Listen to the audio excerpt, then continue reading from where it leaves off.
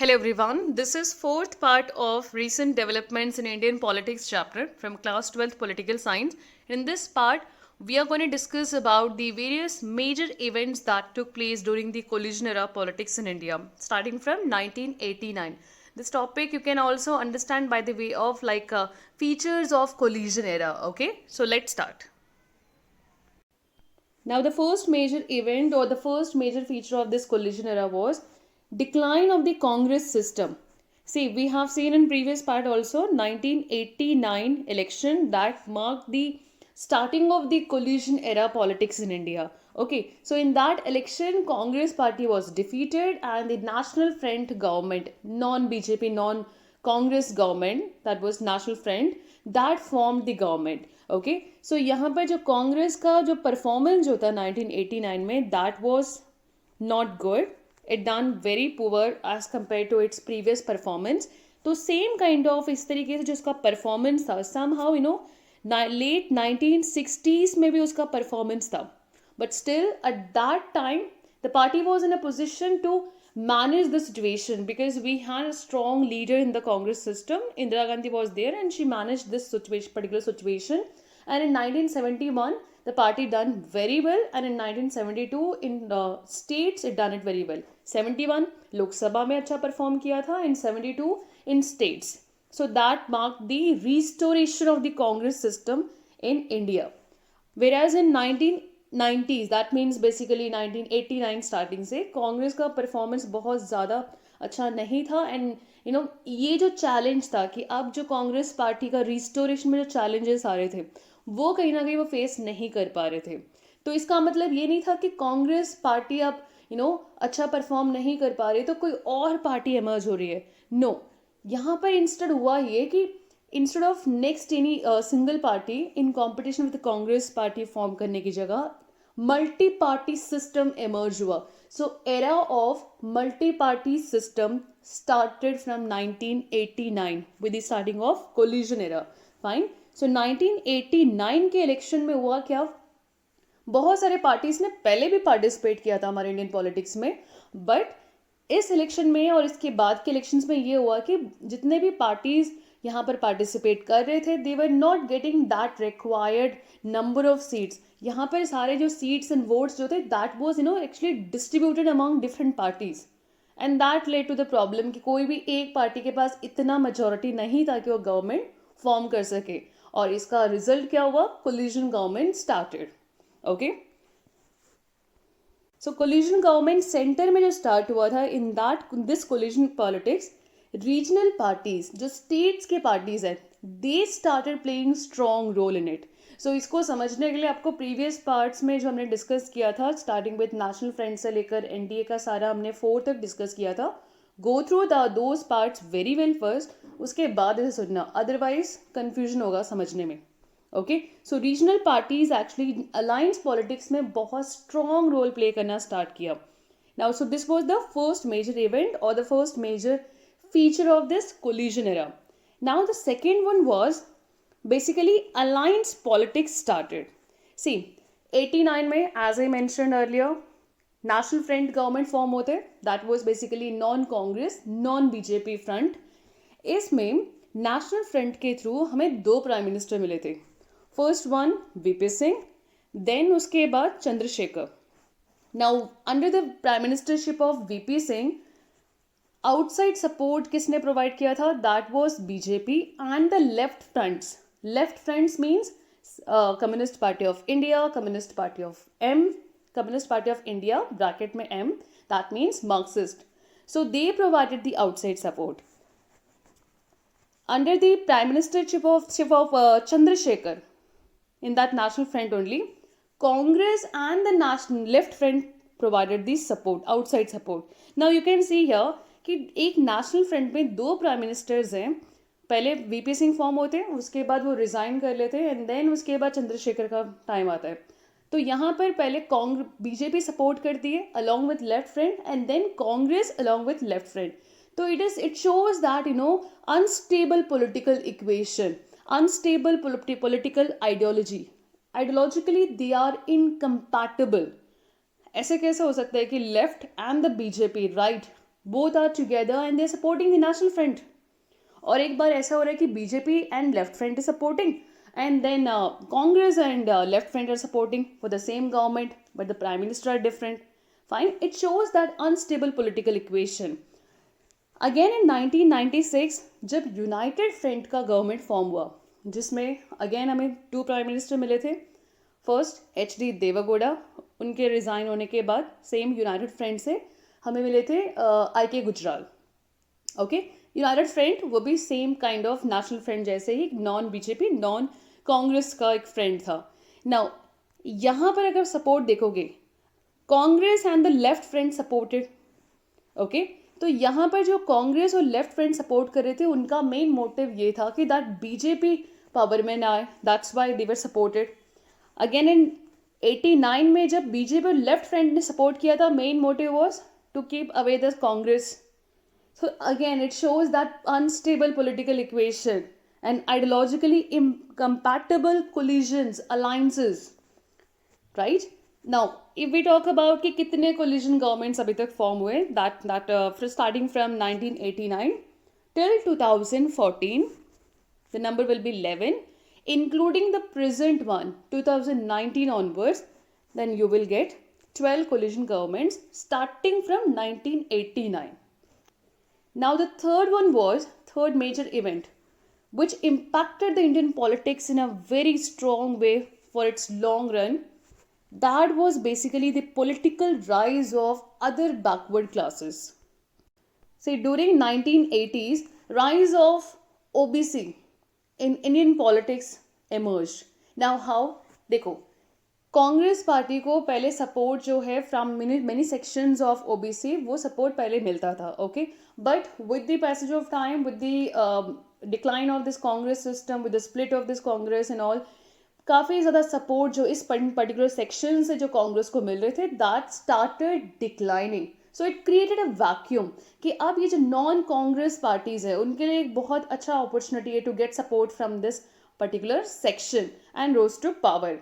Fine, और यहाँ पर हमें ओबीसी कैटेगरी का political expression, that politically how they become part of our system, वो हमें कहाँ से दिखते हैं?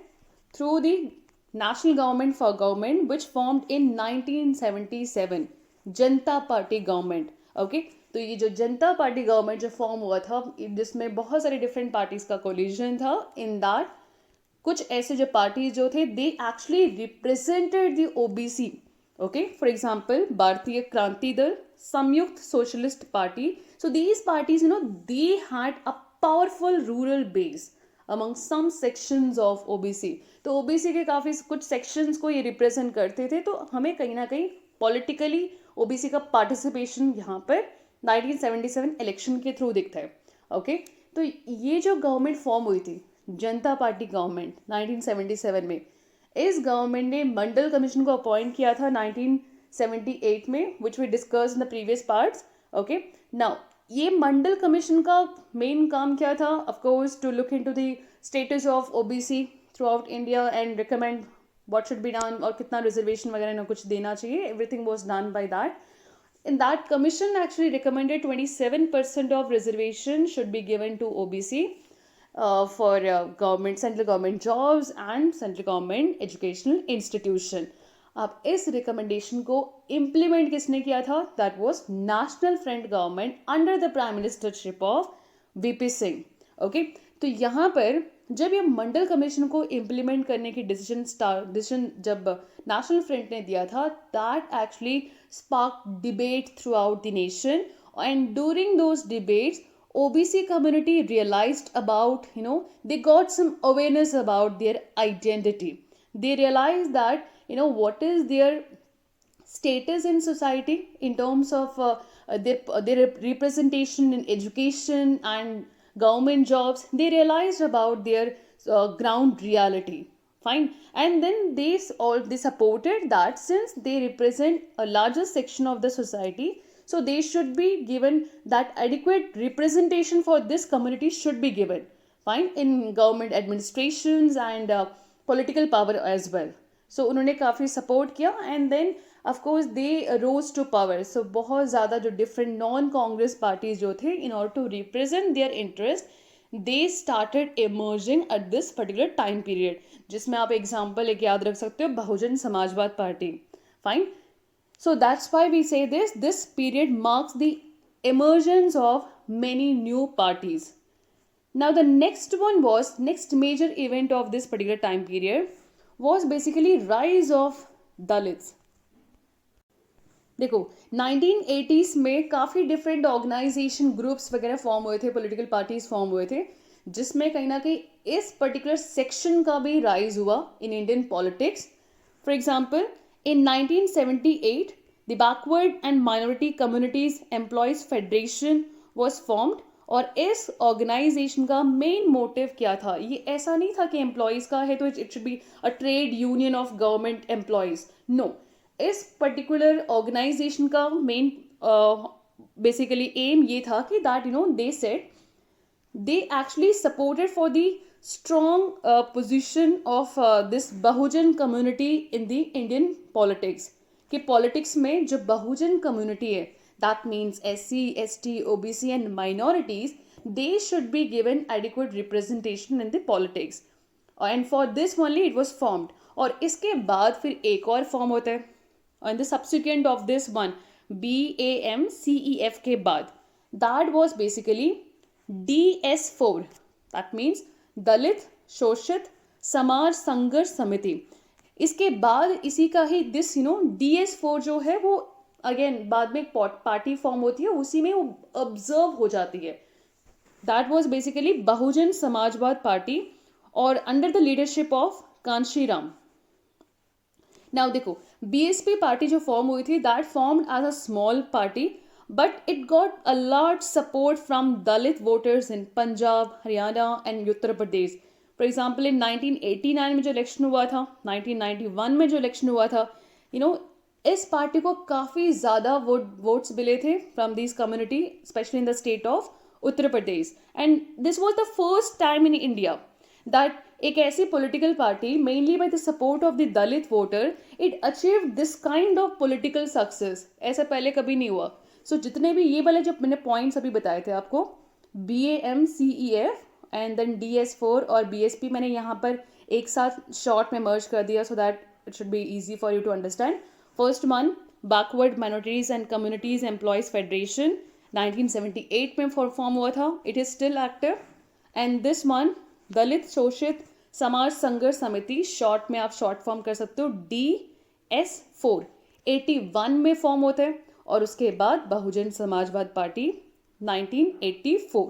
तो ये जो है दिस वन DS4, ये ऑब्जर्व हो चुका है इसके अंदर. इसका मतलब अभी एक सेपरेटली ऐसा नहीं है कोई चीज़. और ये जो है this is still active, BAMCEF. Now Kanshiram जो थे, बेसिकली इन तीनों के जो फाउंडर है, BAMCEF, DS4, BSP, तीनों के जो founder, that is common Kanshiram. Kanshiram एक सेंट्रल गवर्नमेंट जॉब में वो काम करते थे. उन्होंने बेसिकली अपने काम को छोड़ के for the upliftment of this particular Bahujan Samaj, he started forming this kind of organisation. उसके बाद उन्होंने पॉलिटिकल पार्टी BSP फॉर्म किया था 1978 में. सिंबल आप यहाँ पर देख सकते हो, एलिफेंट. नाउ कांशीराम का मेन मोटिव क्या था? He said that political power is the master key for attaining the social equality. Fine, कि अगर सोसाइटी में इक्वालिटी क्रिएट करना है तो देन डेफिनेटली जितने भी बहुजन समाज जो कम्युनिटी है, they should be politically represented. And इनको हम क्रेडिट देते हैं for Dalit resurgence in northern Indian state. We discussed about in previous chapter about the democratic resurgence, कि डेमोक्रेसी में लोगों का पार्टिसिपेशन इंक्रीज हो, वो हमने डिस्कस किया था. तो सेम वे दलित रिसर्जन, दलित लोगों का जो पार्टिसिपेशन जो इंक्रीज हुआ इंडियन पॉलिटिक्स में, in specially in the northern states, उसका जो क्रेडिट है that we give to Kanshiram. I hope this one clear to everyone. Now the next one was the rise of politics based on religious identity. देखो, इस particular time period में बहुत ज़्यादा debates हुए थे on this issue that religion को हम politics में यूज़ कर रहे थे. So there was a lot of debate regarding secularism, democracy, is that, is this good and healthy for a democracy to use religion in the politics? तो काफ़ी debates हुए थे over this issue, but yes, we will discuss all those events just जो हमें prove करता है कि that religious based identity कहीं ना कहीं काफ़ी ज़्यादा हमने यूज़ किया था in this election politics. Let's see. इसमें हम सबसे ज़्यादा जो डिस्कस करते हैं that is basically regarding the भारतीय जनसंघ. जो पहले भारतीय जनसंघ था, उसके बाद वो मर्ज हो जाता है with the Janata party. Okay, Janata party government जो 1977 में फॉर्म हुआ था, बाद में वो स्प्लिट होता है. स्प्लिट होने के बाद जितने भी जो ओरिजिनली भारतीय जनसंघ को बिलोंग करते थे, they all came together and then they formed one party, जिसको हम कहते हैं अभी प्रेजेंट में Bharatiya Janata Party, BJP. So it formed in 1980. Okay, तो जब ये पार्टी फॉर्म हुई थी तो इनका जो विजन जो था, जो आइडियोलॉजी जो था, that was very broad. For example, they followed integral humanism provided by Deendayal Upadhyay ji. Then Gandhian socialism, तो बहुत ज़्यादा ब्रॉड जो आइडियोलॉजी को फॉलो कर रहे थे. But yes, it did not provided much success for this party. 1980 के इलेक्शन में, 84 के इलेक्शन में परफॉर्मेंस बहुत अच्छा नहीं था. Slowly and gradually this party after 1986 they started emphasizing more on the Hindu nationalist elements in its ideology. Okay, that's why काफ़ी लोग क्रिटिसाइज भी करते हैं because of the Hindu ideology का जो पार्टी में यूज़ होता है. और यहाँ पर बीजेपी ने पॉलिटिक्स ऑफ हिंदुत्व स्टार्ट किया. नाउ हिंदुत्व जो कॉन्सेप्ट है that was provided by V D. Savarkar ji, and ये कॉन्सेप्ट को बेसिकली पार्टी ने अडॉप्ट करना स्टार्ट कर दिया था in order to mobilise all the Hindu people. Okay, now Hindutva means what? जो हिंदुत्व को बिलीव करते हैं, they believe that strong nation can be build only on the basis of strong and united national culture. कि एक strong nation हम तभी build कर सकते हैं जब एक स्ट्रॉन्ग यूनाइटेड एक नेशनल कल्चर होना चाहिए. और वो जो कल्चर कौन सा है? They give importance to the Hindu culture. Okay, so दो ऐसे इवेंट्स जो इस पर्टिकुलर टाइम पीरियड में हुए थे which actually gives us basically rationale to in order to prove that BJP actually followed the party of Hindutva party basically. तो हिंदुत्व को politics को काफ़ी ज़्यादा यूज़ किया था. वो कहीं ना कहीं हमें दो मेजर इवेंट से मिलता है for this BJP party. First one was Shah Bano case in 1985 and then the Ayodhya dispute. Let's discuss each of them in detail, starting with the Shah Bano case. This is Shah Bano. और 1985 में जो सेंट्रल गवर्नमेंट जो प्राइम मिनिस्टर जो थे that was Rajiv Gandhi. You can see here. Now Shah Bano case basically था क्या? उससे पहले एक चीज़ को समझना कि बिकॉज शाहबानो केस जो हम अभी डिस्कस करने वाले हैं that is regarding the personal law. तो पहले आपको ये समझना होगा कि what is the difference between the civil case, criminal case and the personal laws. देखो, सिविल केस फॉर एग्जाम्पल अगर आपके कोई प्रॉपर्टी डिस्प्यूट है या फिर टेनेंट एंड लैंडलॉर्ड का कोई पेमेंट के इशू हो गया या फिर आपने कोई प्लॉट परचेज किया उसमें कोई डिस्प्यूट है, so all those cases will come under the category of civil cases. Okay, then criminal cases, murder, kidnapping, all these things, theft, सब कुछ ही आ जाएगा क्रिमिनल केसेस में. उसके बाद है personal laws. Now personal laws भी एक तरीके से सिविल केस, जो सिविल केसेस है उसी का ही एक तरीके से सब सेक्शन में आता है. फाइन. नाउ पर्सनल लॉज जो है that means marriage, divorce, succession, adaptation, that means guardianship. ये सारी चीज़ें जो है ये पर्सनल लॉज के कैटेगरी में आते हैं. ये हमारी पर्सनल चीज़ें हैं. तो ये जो पर्सनल चीज़ें हैं हम ये अपने रिलीजन के अकॉर्डिंग फॉलो करते हैं. फाइन. तो हमारे जो सिविल केसेस हैं और जो क्रिमिनल केसेस है they are regardless of your religion. आपके रिलीजन के बेसिस पे अलग अलग पनिशमेंट या अलग अलग पेनल्टी या कंपनसेशन नहीं होगा. These are basically regardless of your religion. Whatever the religion you may belong, जो प्रॉपर्टी के डिस्प्यूट होगा, जो कॉमन लॉ जो कहता है accordingly it will be followed. Whatever the religion you belong. जो क्रिमिनल केसेस है, if you done some kind of crime accordingly as per the criminal procedure code you will be punished. Okay, but personal laws जो है they are basically civil case का ही sub section में वहीं पर ही आता है. और बट ये जो marriage, divorce, succession guardianship, that means adaptation, ये हम अपने रिलीजन के अकॉर्डिंग फॉलो करते हैं. That means this is not regardless of your religion, this is dependent on your religion. Okay, for example, Muslims के अलग है, हिंदू के अलग है, पारसीज के अलग है, सिख जो क्रिश्चियनिटी को बिलोंग करते हैं उनके अलग है. ओके, अदरवाइज जो सिखिज्म कम्युनिटी को बिलोंग करते हैं, Buddhism, Jainism, they all come under the category of Hinduism के जो रूल्स है उसी के अकॉर्डिंग डील करते हैं. Okay, so this is just to get the clarity कि इन तीनों में डिफरेंस क्या है. जो हम डिस्कस करने वाले अभी, that is regarding the personal law के ऊपर बेस्ड है of this Shah Bano case. Now Shah Bano case basically था क्या? शाह बानो एक 62 ईयर ओल्ड जो वुमेन जो होती है, उनकी जो मैरिज होता है that was took place with Mohammad Ahmad Khan, एक एडवोकेट थे. नाउ देखो केस बहुत लॉन्ग है, बट ये हम उतना डिस्कस करते हैं what is that is given in your book. Fine. Now देखो यहाँ पर बेसिकली शाह बानो को जो डिवोर्स दे देते हैं उनके हस्बैंड, तो वो कोर्ट में अपील करती हैं for that she should be given maintenance. She was illiterate, तो उनके जो बच्चे भी थे, 5 चिल्ड्रन वर देयर.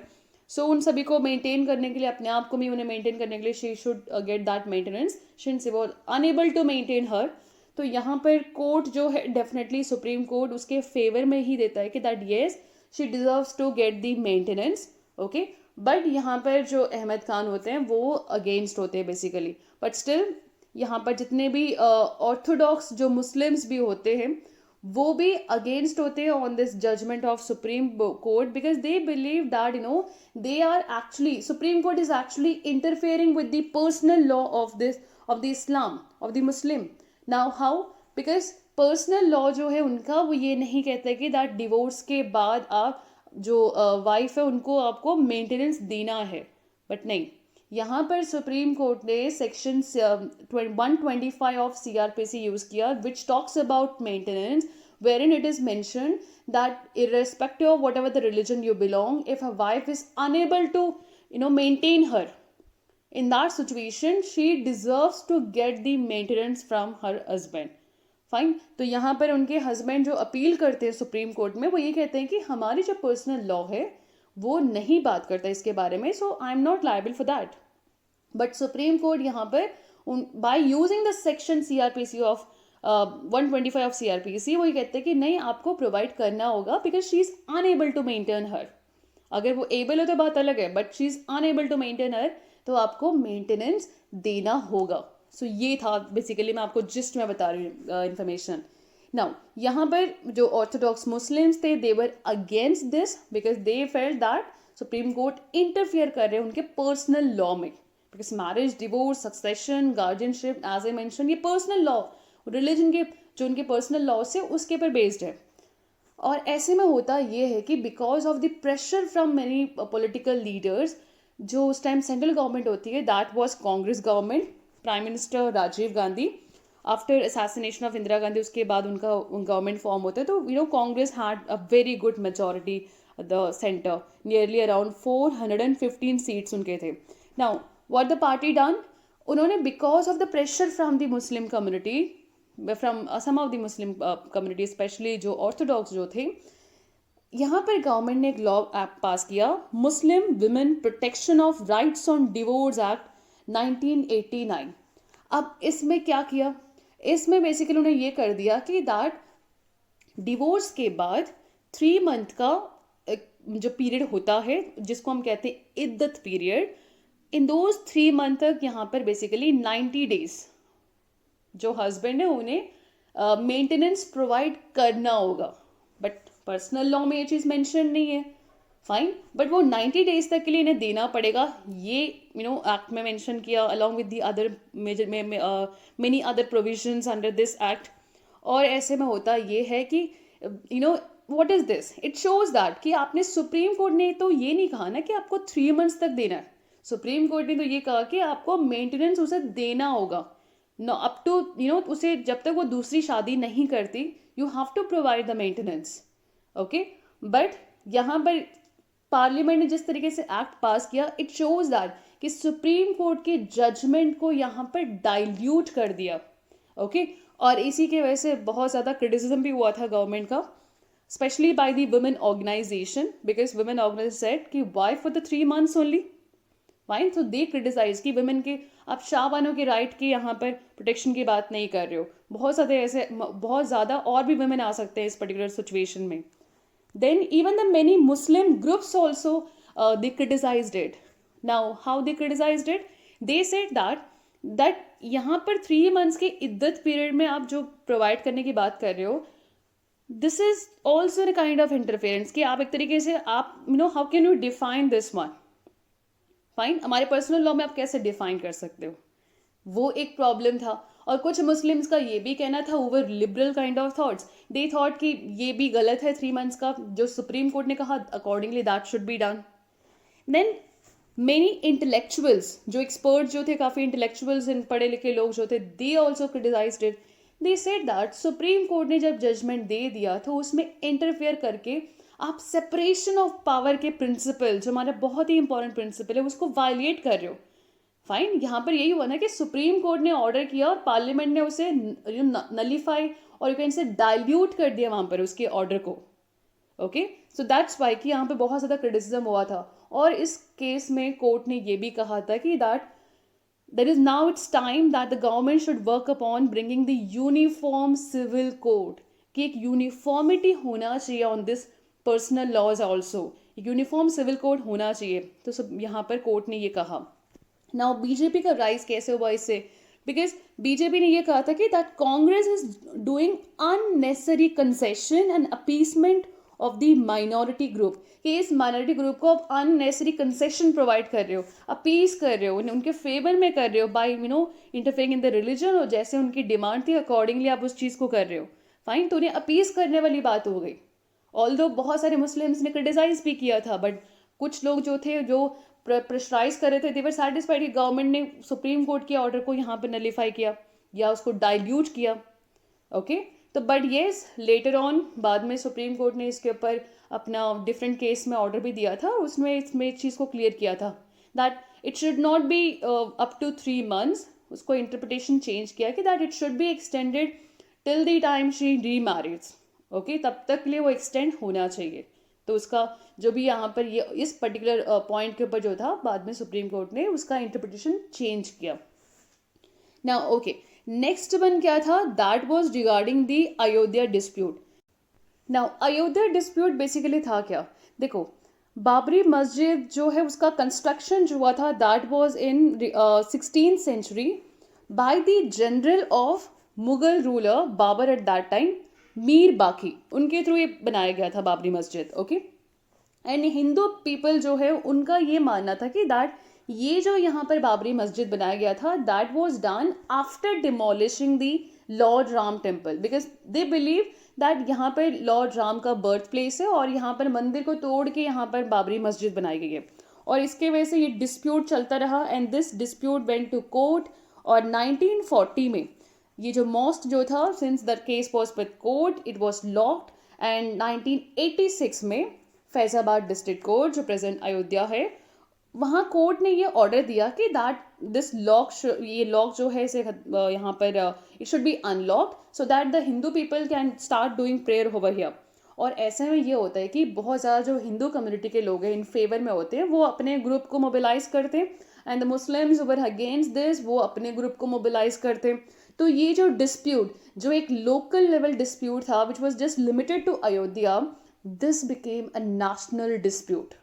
और इसको पॉलिटिकल शेप, एक इलेक्टोरल में और पॉलिटिक्स में इसको एज अ मेजर इशू बना के जिसने यूज़ किया था दैट वाज द भारतीय जनता पार्टी. और यहाँ पर जो बहुत ज़्यादा ऐसे ऑर्गेनाइजेशन जो थे बेसिकली वर एक्चुअली जैसे organisation were actually in support of that कि यहाँ पर कंस्ट्रक्शन मंदिर का होना चाहिए, they started mobilising the Hindu community. That was Rashtriya Swayam Sevak Sangh RSS and VHS विश्व हिंदू परिषद. और यहाँ पर भारतीय जनता पार्टी अपने सपोर्ट करने के लिए दैट यहाँ पर राम टेम्पल का कंस्ट्रक्शन हो और अपने तरफ काफ़ी लोगों को मोबिलाइज करने के लिए वो स्टार्ट करते हैं रथ यात्रा. यहाँ पर आप रथ यात्रा का फोटो देख सकते हो. This is LK Advani ji, and ये है वो रथ यात्रा. और यहाँ पर आप देख सकते हो प्रेजेंट जो हमारे प्राइम मिनिस्टर मोदी जी है। नाउ ये यात्रा स्टार्ट कहाँ से होता है? इट स्टार्टेड इन सोमनाथ 25 सितंबर को, और इस पर्टिकुलर इस मैप में देखना इस रूट के थ्रू क्रॉस करके पूरा ये रीजन अब वो ट्रैवल करके फिर देन वो अयोध्या जाते हैं वहाँ पर।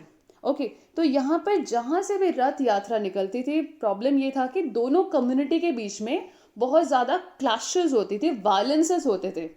और ऐसे में ये हुआ कि दैट एल.के. जो अडवाणी जी जो थे उनको अरेस्ट कर लिया था बिहार में, जो चीफ मिनिस्टर थे लालू प्रसाद यादव जी, और बहुत ज़्यादा डिफरेंट जो वॉलंटियर्स भी थे इस कार सेवक में, बेसिकली इस रथ यात्रा में जो बहुत सारे वॉलंटियर्स कार सेवक जो थे उनको भी अरेस्ट किया।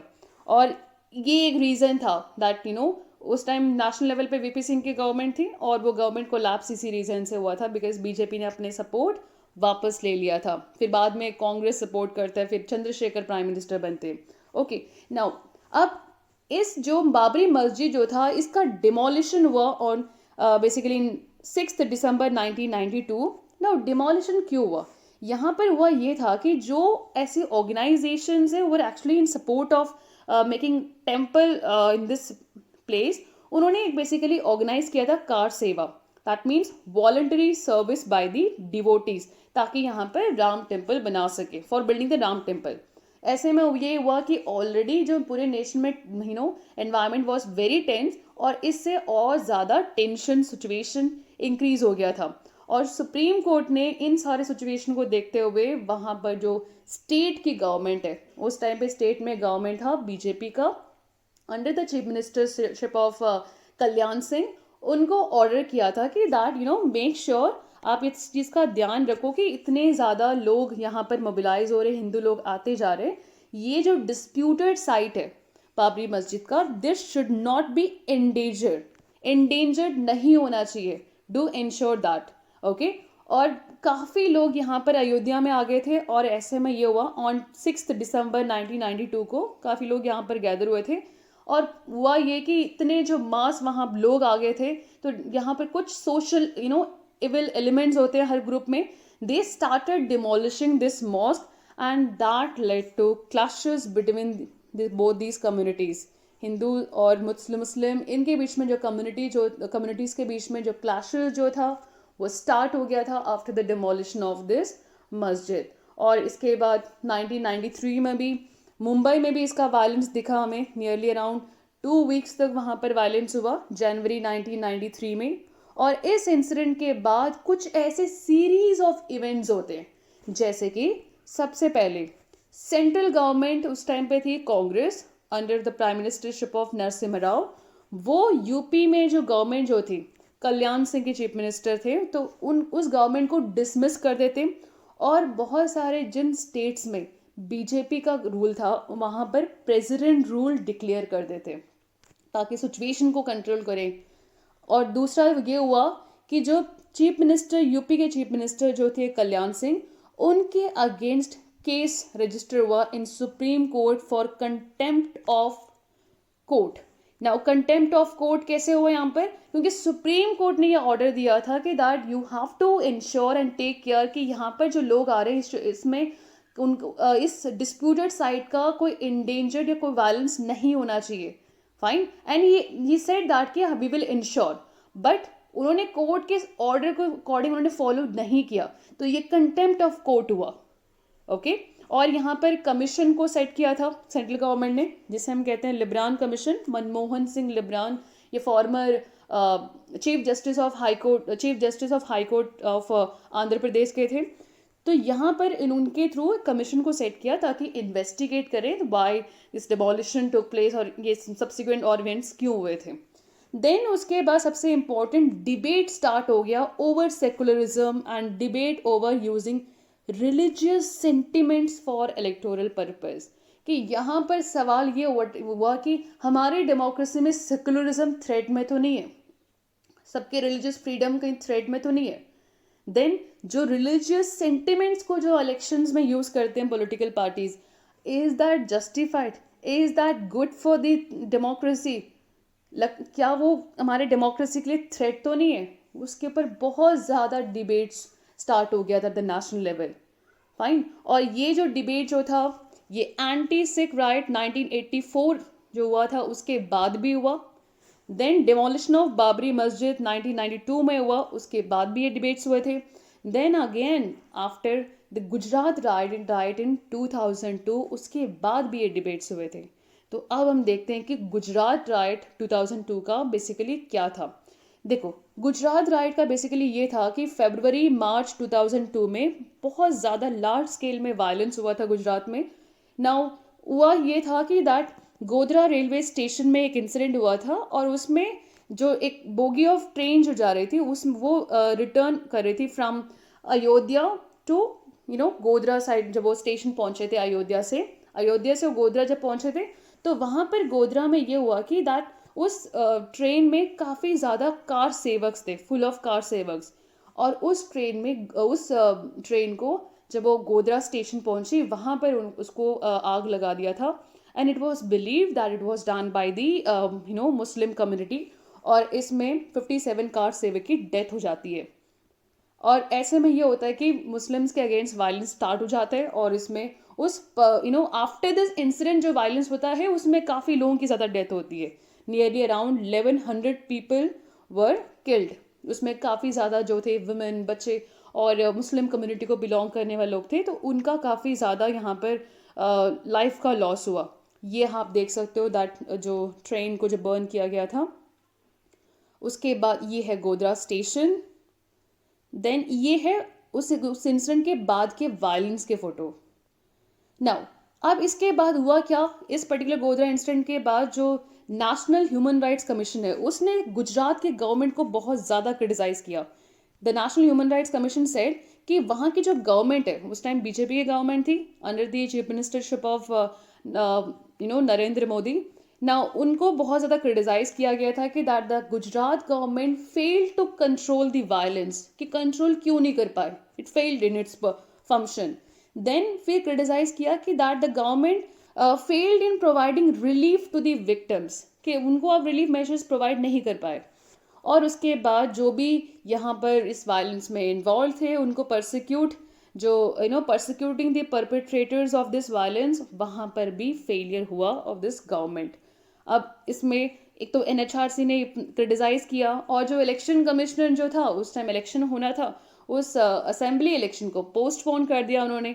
फाइन। और इसमें सबसे ज़्यादा हम क्या कहते हैं, इसके बाद एक कमीशन को सेट किया था, that was basically Nanavati commission, जिसमें बाद में जो गवर्नमेंट है, चीफ मिनिस्टर जो उस टाइम पे थे नरेंद्र मोदी, उनको क्लीन चिट दिया था कि दैट उनका कोई इन्वॉल्वमेंट नहीं है, ऐसे एनफ एविडेंसेस यहाँ पर प्रोवाइड नहीं हुआ एज सच। ओके, तो यहाँ पर जो फेलियर है, कहीं ना कहीं गवर्नमेंट को फेलियर क्रिटिसाइज किया जाता है कि that the government failed in it's part in controlling this violence. तो मेन जो हमें चीज़ समझने की है, that is something it shows that कि जो रिलीजन बेस्ड जो वायलेंसेज होते हैं, this is not at all good for the democracy. और इस इंसिडेंट के बाद भी बहुत ज़्यादा हीटेड डिबेट स्टार्ट हो गया था over the secularism and over using religious sentiments in electoral politics for their party gain, उसमें भी बहुत ज़्यादा डिबेट्स हुए थे। I hope this one clear to everyone. You can download this PDF from my Telegram channel mentioned here. Thank you for watching this video.